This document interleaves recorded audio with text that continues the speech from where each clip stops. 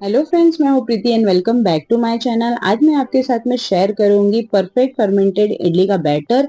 और इस बैटर को आप किसी भी मौसम में बना सकते हैं, वो इतना ही फर्मेंट होगा। तो मैं इस वीडियो में सारे टिप्स एंड ट्रिक को शेयर करने वाली हूँ, जिससे कि आपके भी इडली का बैटर इसी तरीके से एकदम परफेक्ट फर्मेंट हो सके। और इस फर्मेंटेड इडली के बैटर से जब हम इडली बनाते हैं तो इडली बहुत ही ज्यादा सॉफ्ट सॉफ्ट और एकदम फ्लफी बनती है। तो इस वीडियो को आप पूरा एंड तक जरूर देखिएगा, बिना स्किप किए। आपकी भी जो इडली है वो इसी तरीके से बहुत सॉफ्ट सॉफ्ट बनेगी। तो चलिए बिना टाइम वेस्ट किए फटाफट से हम अपनी रेसिपी को शुरू कर लेते हैं। इडली का बैटर बनाने के लिए हमें जो रेशो लेना है वही सबसे ज़्यादा मेन होता है, तो उस चीज़ पे हमें ध्यान देना है। जैसे यहाँ पे मैंने एक ग्लास लिया है, इस ग्लास की मदद से यहाँ पे मैंने 2 ग्लास चावल लिया है। आप इसके अलावा दूसरे किसी बर्तन का भी इस्तेमाल कर सकते हैं, लेकिन जब भी आप किसी भी बर्तन में चावल या दाल ले रहे हैं उसे आपको फ्लैट करके लेना है। अब यहाँ पे आपको कोई भी पुराना चावल का इस्तेमाल करना है, बस आपको ध्यान देना है कि बासमती चावल का इस्तेमाल नहीं करना है।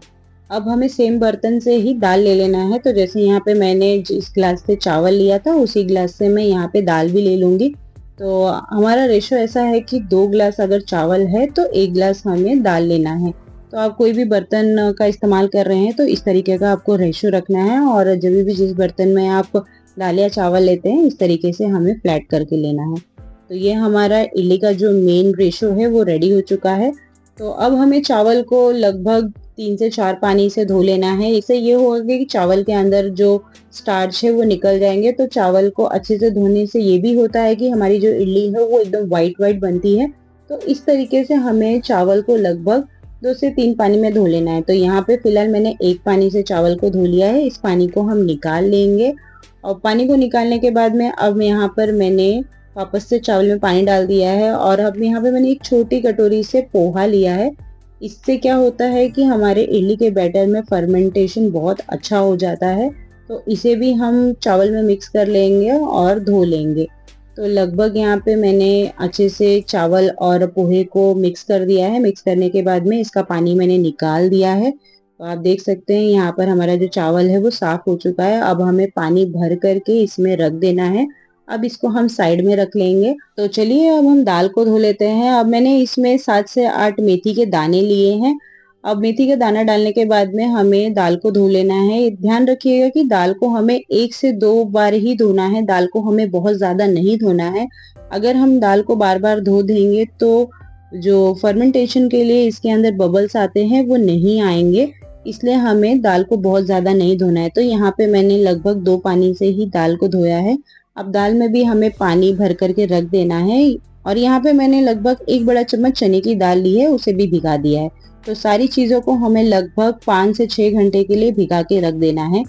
तो 5 से 6 घंटा हो चुका है। आप देख सकते हैं कि चावल जो है वो बाउल में डबल हो चुका है और चावल जो है बहुत अच्छे से फूल चुका है। तो चलिए अब चावल को हम ग्राइंड कर लेते हैं। बहुत सारे लोग यही गलती करते हैं कि चावल और दाल को एक ही साथ पीस देते हैं। इससे ये होता है कि हमारा जो बैटर है वो अच्छे से फर्मेंट नहीं हो पाता है।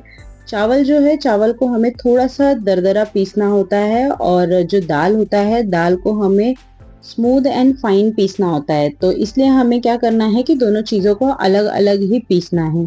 तो चलिए अब थोड़ा थोड़ा करके हमें चावल को पीस लेना है। और चावल को जब पीसते समय हमें हल्का दरदरा रखना है, बहुत ज़्यादा हमें दरदरा नहीं रखना है। तो मैं आपको दिखा देती हूँ कि यहाँ पर जो मैंने चावल पीसा है वो हल्का सा दरदरा है, बहुत ज़्यादा नहीं। तो अब इसे एक बर्तन में हम ट्रांसफ़र कर लेंगे। जब भी इडली का बैटर आप वो किसी बर्तन में ट्रांसफ़र करें, मेक श्योर कि आप थोड़ा सा बड़े बर्तन का इस्तेमाल करें। और एक ही साथ हमें सारे चावल या फिर दाल को नहीं पीसना है, थोड़ा थोड़ा ही करके पीसना है। और जब भी आप चावल या दाल पीसते हैं तो उसी पानी का इस्तेमाल करें। चावल का पानी आप चेंज कर भी सकते हैं, लेकिन जब भी दाल आप पीसते हैं तो उसका पानी हमें चेंज नहीं करना है। तो इस तरीके से चावल तो हमारा ग्राइंड हो चुका है। अब हम दाल को ग्राइंड कर लेते हैं। तो जैसा कि मैंने आपको बताया कि दाल को ग्राइंड करने के लिए हमें दाल का जो पानी है उसी को इस्तेमाल करना है। उससे ही बहुत अच्छा सा फर्मेंट होता है हमारा इडली का बैटर। तो दाल के पानी को हमें बिल्कुल भी चेंज नहीं करना है। और एक साथ हमें मिक्सर ग्राइंडर में पूरे दाल को डाल के नहीं पीसना है, इससे ये होगा कि जो हमारा बैटर है वो स्मूथ नहीं बनेगा। इसलिए हमें थोड़ा थोड़ा करके 2 से 3 बार में दाल को पीस लेना है। तो यहाँ पे मैंने दाल का पानी यूज करते हुए एक बार दाल को पीस लिया है। आप देख सकते हैं हमारा जो बैटर है वो कितना स्मूथ बन चुका है।